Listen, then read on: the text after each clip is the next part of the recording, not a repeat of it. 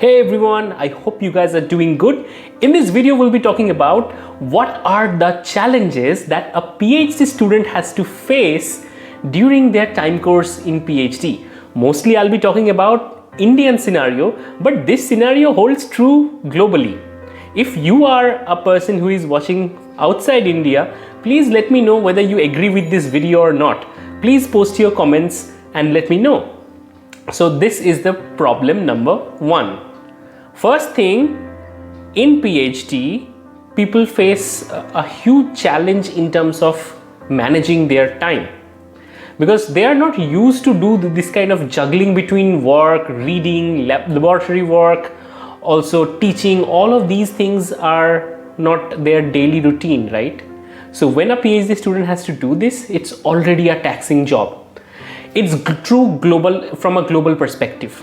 But from an Indian perspective, it's even more difficult, because alongside all of these, a PhD student has to play a role of lab manager, the purchase officer, and sometimes even they have to do random bullshit jobs. So that is why this is a big frustration in PhD students' life.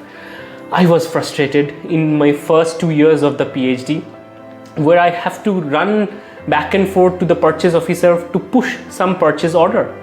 That's a big disadvantage in India, and it's not that pronounced in a global context, but in India it's a big problem.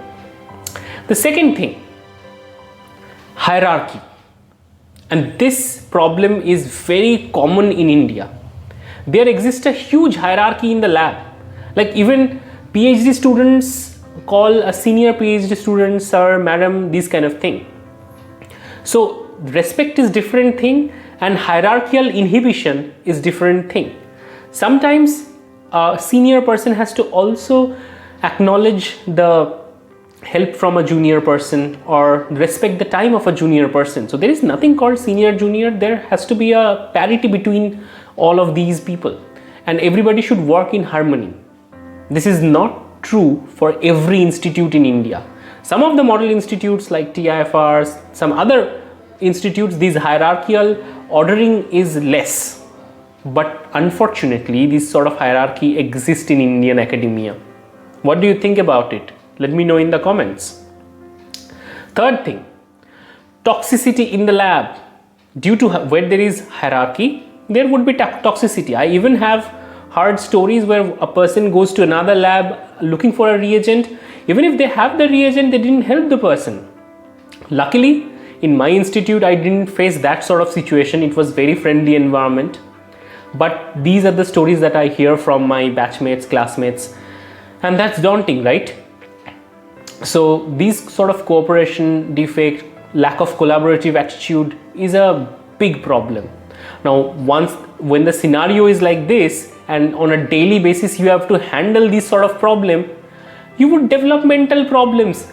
So a particular research says at least 70% of the PhD students in India are depressed or facing anxiety related problems. And that's true. I confess that I also had anxiety issues during the mid PhD time. So most of these anxiety issue comes from the hierarchy, lack of awareness about many things, and sometimes too much of pressure obtained from the PI. Talking about that, in India, it's a big problem. Many times PIs invade the personal space of the students. I'm not talking about every PI. It's not generalized.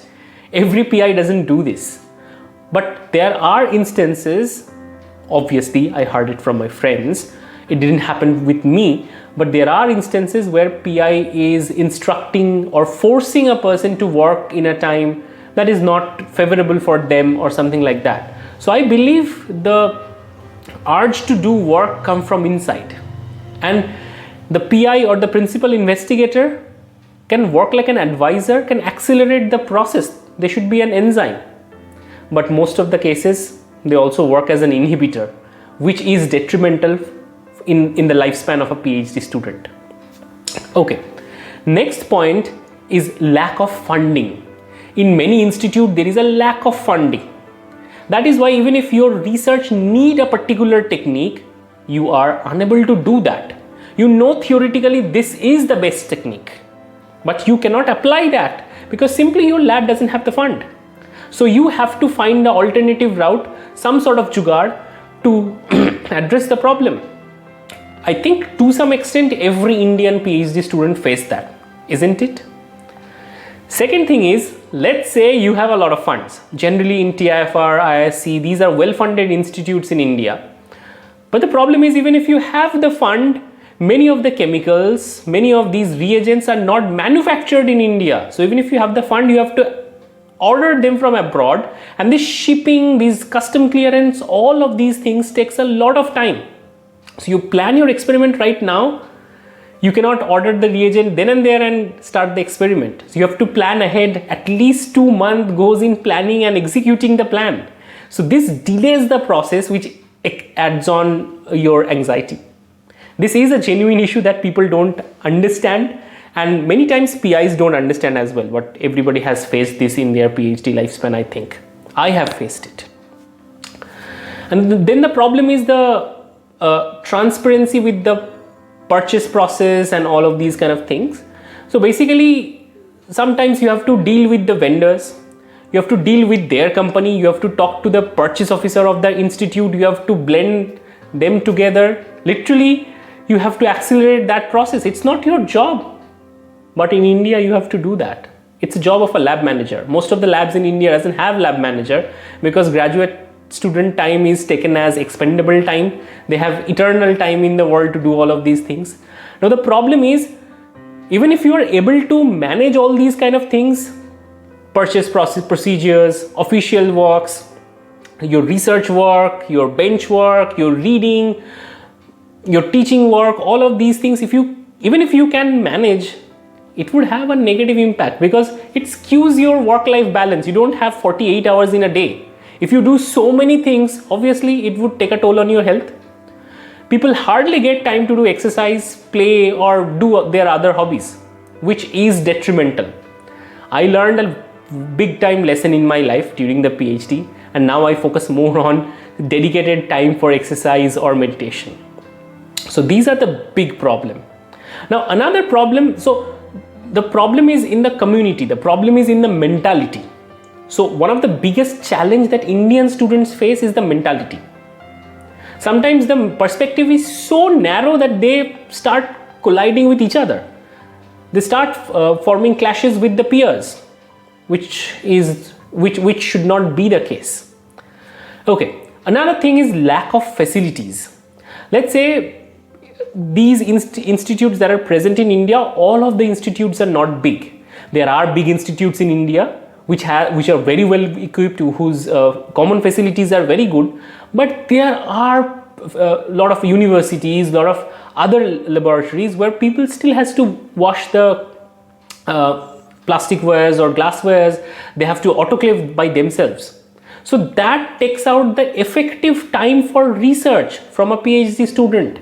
So if you are expected to do this sort of thing, how would you focus on the research? This kind of deviates your overall concentration, right? So I didn't face many of these problems because I was from one of the very well-funded institutes in India, but I have seen and I actively participated in conversations with many of my friends who are doing PhD in separate parts of the India. So I think I have collated most of the points why PhD is very taxing for many people and what are the big problems Indian students face. Before I leave, I really want to explode a bomb. The biggest consequence of all this problem is the mental health issue. Now the problem is not developing the mental health issue. It's just like a bimari. Everybody can have a mental health issue. But the problem is the lack of awareness about the mental health issue. If you have a mental health issue, often you are perceived as a weak individual. But it's not true.